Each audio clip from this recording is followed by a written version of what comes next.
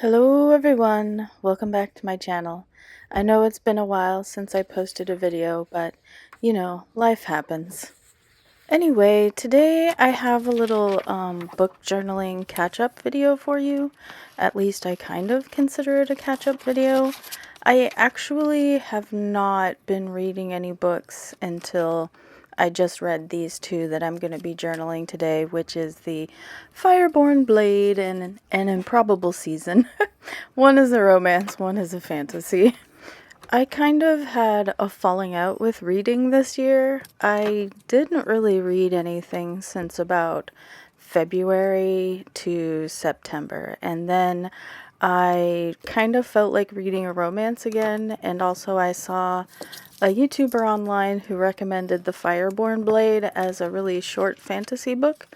So I decided to give these a try, and I chose the ebook this time and not an audiobook because I was wondering if perhaps I was just fatigued with audiobooks or something.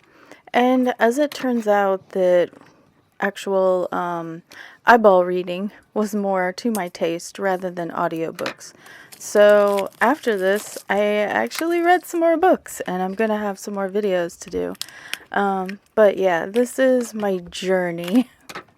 I'm sure this probably has happened to other people where you start out the year with the best of intentions and you make all these lovely layouts in your book journal, and then everything just kind of goes sideways. But I don't want to give up on this book journal, and I thought, I'm just going to take it along for the whole messy ride and make adjustments where needed.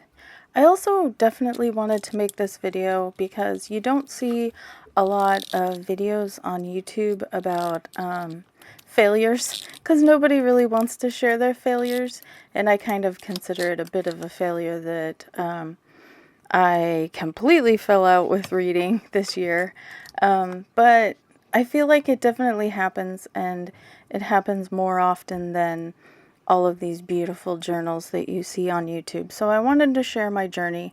So maybe if you felt bad too about abandoning it, you don't have to feel bad anymore, and you can keep on going. One of the changes that I made for this book journal, now that it's going to be spanning multiple years, is I went and got a little date stamper here, and I'm going to use that to stamp in the date at which I finished the book, I think. Not when I started it, but yeah, when I finished it. And I just thought that this little stamp kind of reminded me of those little inserts that would be in the library books way back in the day about like when you checked out the book. And I thought it fit nice with the book theme. And by doing this, I can keep track of the dates of when I actually did read this book across the years and months of reading. Another change I made is I decided to make my book covers a little bit smaller. That way I could fit a little more writing on each page.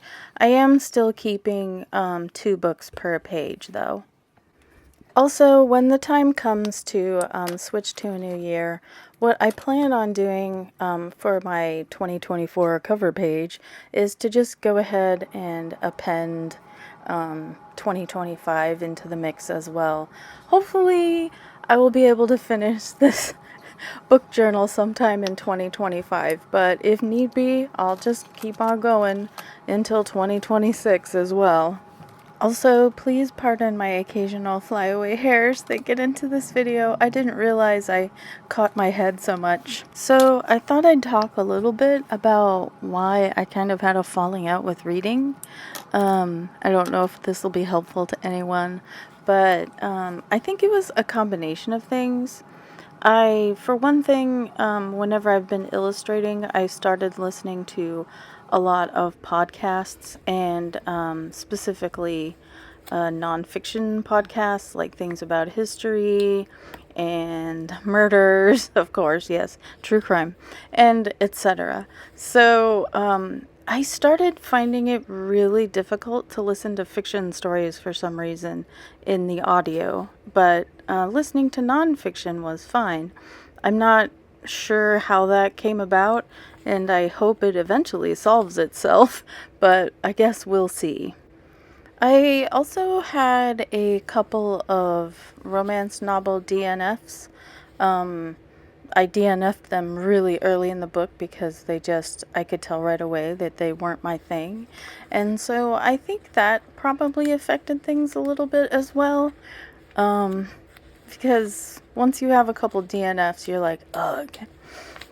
And again, back to the true crime, I did start following a couple of cases pretty thoroughly, and I watched the court footage of it and stuff, and I started really enjoying watching courtroom activities, like watching the prosecutors make their case and the defendants make their case, and then see how things fell. That really became very interesting to me, so I was really deep into that for a while.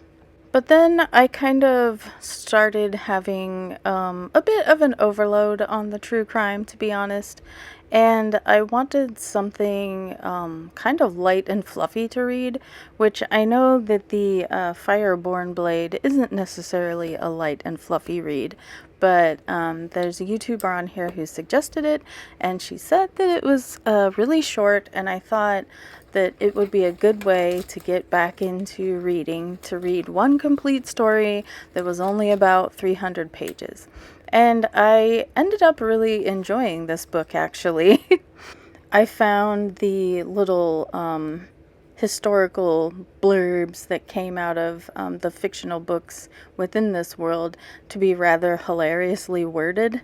And so that hooked me right away with that humor.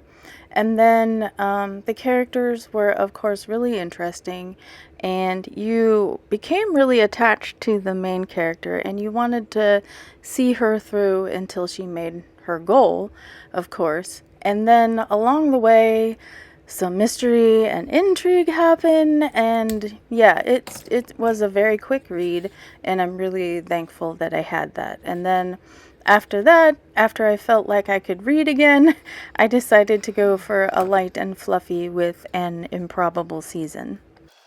Since the recording and editing of this video, I have actually even read 3 more books.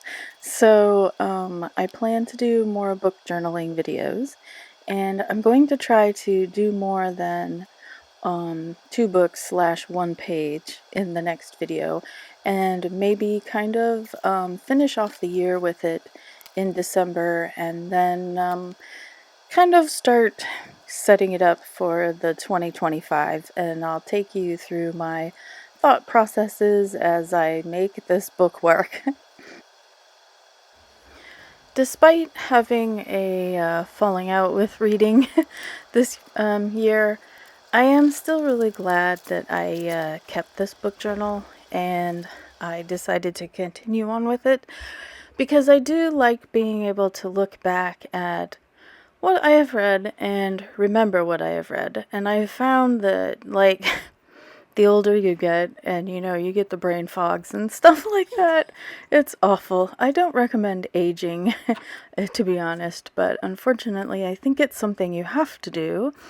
But yeah, being able to look back at the books and look back at what I thought about it at the time, there are a few books that I do remember reading. Some I completely have forgotten about, even though I may have rated it really well at the time. So it makes me wonder about the books that really made an impression on me and how I rated them at the time, and revisiting those ratings and thinking about it, because obviously if I'm able to remember it, then it made some sort of impression on me. Anyway, teal dear. Basically, yes, it's nice to look back on what I have read And I think that's the whole reason why everybody does these book journals, not to make something that looks perfect for Instagram, but to record their experiences. Anyway, in closing, it's going to be interesting on how to meld 2024 and 2025 into the single book, especially after I had already set it up to basically fill this during 2024, and that clearly did not happen. So yeah, I've got some problem solving that I must do, and hopefully it will make it turn out to be interesting and fun. If you feel like it, you can feel free to share your thoughts on your 2024 book journaling or not journaling, if that's the case. And if you are planning on doing a book journal in 2025, you can go ahead and talk about that. But yeah, that's pretty much it for this video. And I would also like to mention that I do have a Patreon. It was previously set up basically for my webcomic, but I've kind of since shifted gears, and the Patreon is more for making the YouTube videos now, though I do post sketch dumps and things like that from time to time, because I just cannot with one interest. I cannot. So my interests are varied. So if you donate to my Patreon, you're gonna get a hodgepodge of art and journaling and stationery and maybe a bit of dolls, you know.